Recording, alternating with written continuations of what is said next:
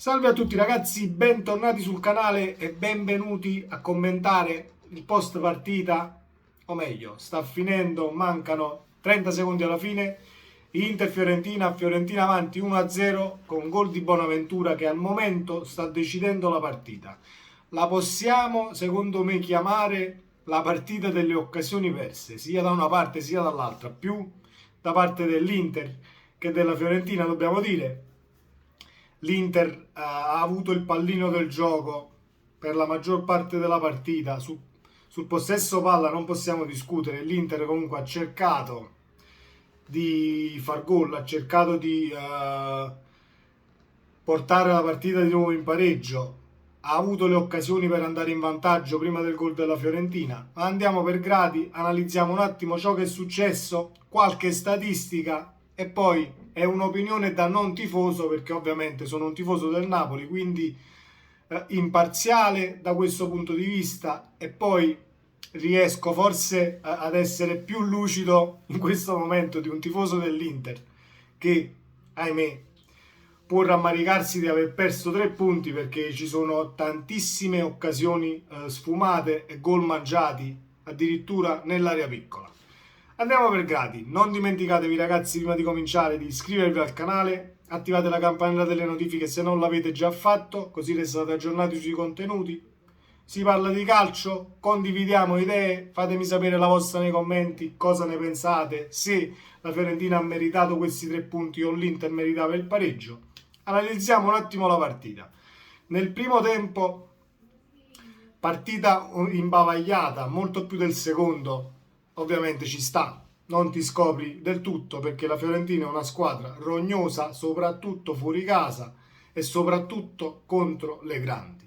Quest'anno contro le grandi italiano ha fatto veramente quasi sempre delle ottime prestazioni. Anche stasera, anche se il possesso palla è in favore dell'Inter, sui tiri in porta e nello specchio siamo lì tra le due squadre, ma c'è secondo me una statistica preoccupante dal punto di vista dell'Inter, perché ci sono più di 30 cross, 32 cross in una partita.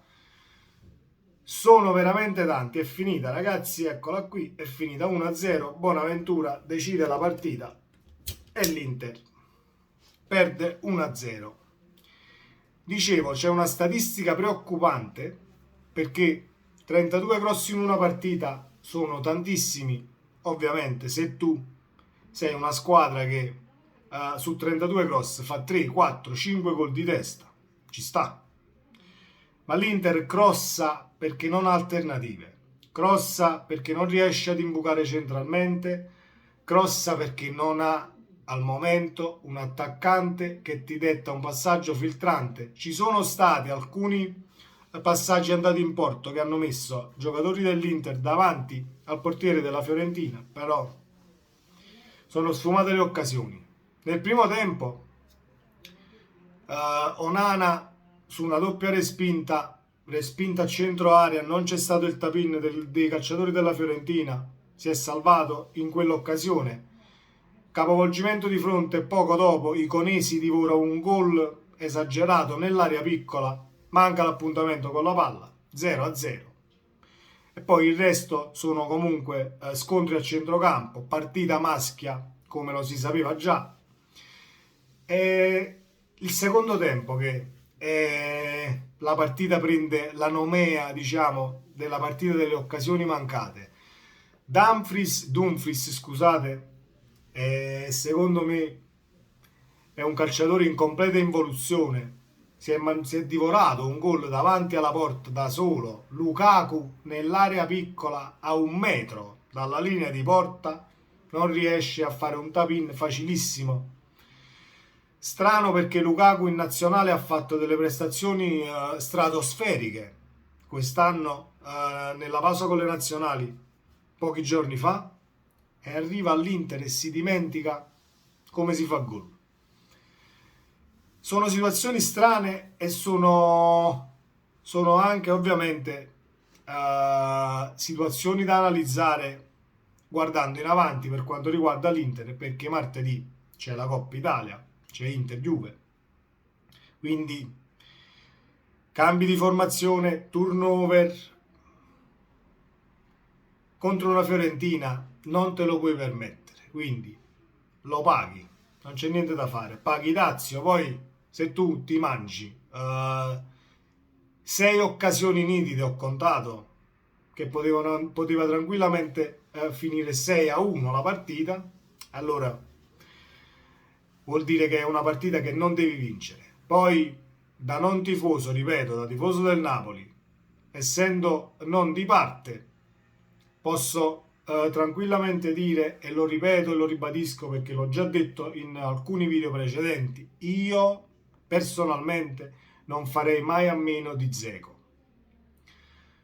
Vuoi che è stato il turnover per la finale per la semifinale, scusate, di Coppa Italia, ci sta, va benissimo, però inizia con Dzeko e poi vedi come va a finire, perché io tra gli attaccanti che ha l'Inter, Dzeko lo vedo il più completo, lo vedo il più pronto, lo vedo l'unico che comunque a livello di percentuale realizzativa e occasioni create è quello con la percentuale più alta.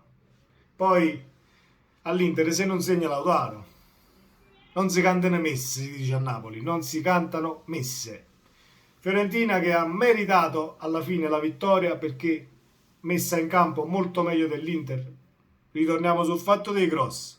Se tu fai più di 30 cross, ma anche 15, al 15° cross, che vedi che la Fiorentina è ben messa in difesa e ti lascia pochi spazi pure sulle palle alte, devi cercare alternative. Se tu le alternative non le trovi, vuol dire che in panchina c'è qualcuno che pecca un po' a livello tattico. Non voglio girare il dito nella piaga dei tifosi interisti, però ragazzi, Inzaghi si sta rivelando un allenatore comunque non da top club, assolutamente non da top club, perché in Champions gli stimoli, i calciatori gli stimoli se li creano da soli, è la competizione, è la squadra avversaria che ha un blasone maggiore, sono calciatori abituati comunque a gestire e giocare una competizione europea, quindi gli stimoli li trovano da soli, però in campionato è l'allenatore che deve cercare di tenere tutti sul filo del rasoio e far sì che porti punti a casa. L'Inter perde un'altra partita e la corsa Champions diventa veramente una lotta fratricida. Se andiamo a vedere la classifica con la Lazio, il Milan e la Roma che ancora devono giocare, troviamo l'Inter a 50, la Lazio è già sopra 52, nel caso vincesse col Monza domani va a 55. Se il Milan riesce nell'impresa di battere il Napoli al Maradona, mi auguro di no, però è una partita da tripla, obiettivamente va a 51 e ti va un punto sopra, e la Roma se vince ti va a pari punti. È una classifica così corta per quanto riguarda la lotta Champions che io non avrei fatto turnover e poi mi sarei giocato la partita di Coppa Italia come ne veniva, perché comunque alla partita di Coppa Italia è una sfida doppia, quindi te la potevi gestire diversamente. Detto questo, è stata una partita divertentissima secondo me da vedere, anche se gioco un po' spezzettato per abbastanza falli, soprattutto nel secondo tempo, però è la partita delle occasioni mancate in area piccola, e dagli 11 metri non si segnava di nessuna maniera. Questo è quanto, ragazzi. Mi faccio una risata perché non riesco a capire come si fa a mangiarsi tantissimi gol. Ce lo deve spiegare Inzaghi. Forse Inzaghi ce lo spiegherà in conferenza e dirà: no, ma è stata una partita, meritavamo la vittoria, però se non segni poi subisci, ma l'Inter ha giocato. Inzaghi, devi trovare un'alternativa a questi cross, altrimenti non vai da nessuna parte. Detto questo, ragazzi, vi saluto.